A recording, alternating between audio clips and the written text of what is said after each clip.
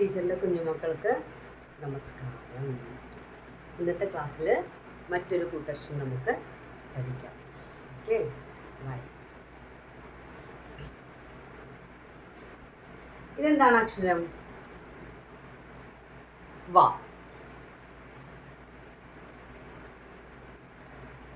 ഇതെന്താ? വ. എന്താണ്? വ. ശ്രദ്ധിച്ചിരിക്കുക. നമ്മൾ ഇയ പഠിച്ചത് ഓർക്കുന്നുണ്ടോ?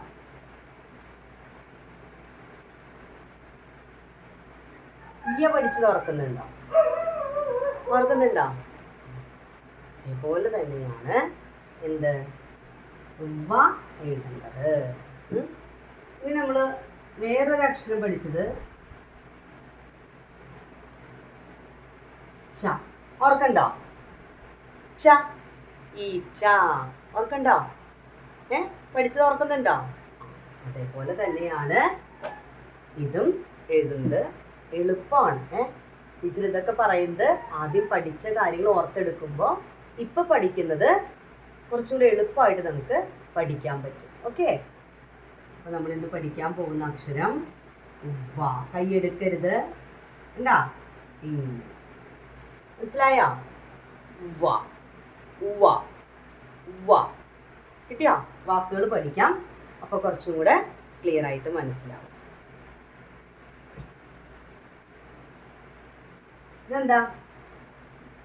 സ. സ. ഇതേതാ? എർ.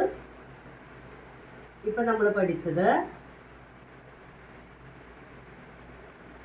വ. അപ്പൊ എന്താ? വം. കൂട്ടി വായിക്കുമ്പോ സർവം അല്ലേ?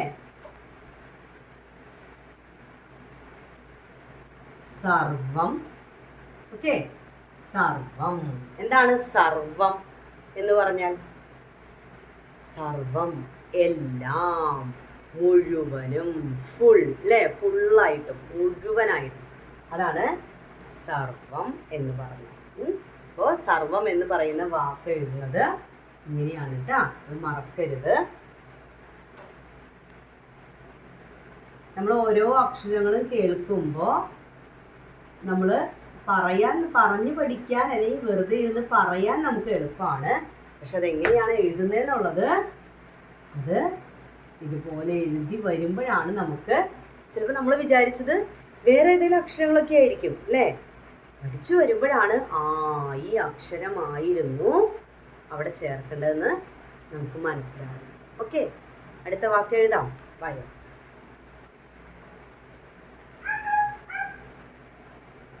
വ.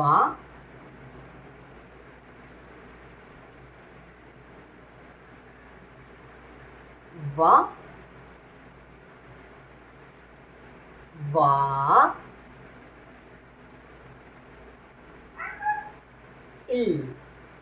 വവ്വാൽ. എന്താണത്?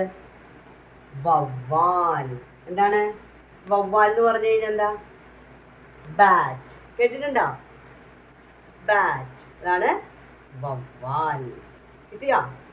യെസ്. അടുത്തതാണ് ഇതെന്താ? ച. ഓയുടെ ചിഹ്നം. അപ്പൊ എന്ത് വരും? ചോ. ഓക്കെ, ചോ.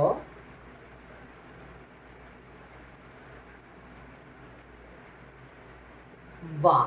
എന്താണ്? വ. കൂട്ടി വായിക്കുമ്പോ ചൊവ്വ. മനസ്സിലായോ? ചൊവ്വ. എന്താണ് ചൊവ്വ? ആഴ്ചയിലെ ഒരു ദിവസമാണ് ചൊവ്വ അല്ലേ? Sunday, Monday, Tuesday. ട്യൂസ്ഡേ ആണ് നമ്മൾ ചൊവ്വ എന്ന് പറയുന്നത്. കിട്ടിയോ? ട്യൂസ്ഡേ അതാണ് ചൊവ്വ. ചൊവ്വാഴ്ച, ഞായറാഴ്ച, തിങ്കളാഴ്ച, ചൊവ്വാഴ്ച.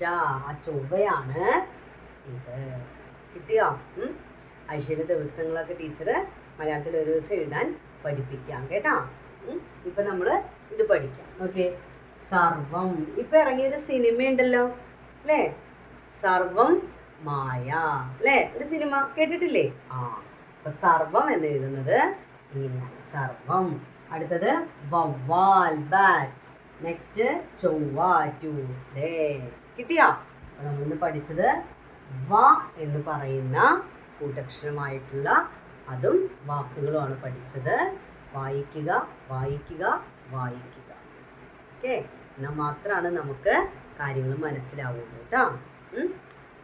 ചെറിയ ചെറിയ ആയതുകൊണ്ട് നിങ്ങൾക്ക് പെട്ടെന്ന് മനസ്സിലാക്കാൻ പറ്റും. ടീച്ചർ ക്ലാസ് എടുക്കുന്ന സമയത്ത്, നിങ്ങൾ ക്ലാസ് കേൾക്കുന്ന സമയത്ത് ബുക്ക്, പേപ്പർ, പേന ഇതൊക്കെ നിങ്ങളുടെ മുമ്പിൽ ഇരുന്നോട്ടെ.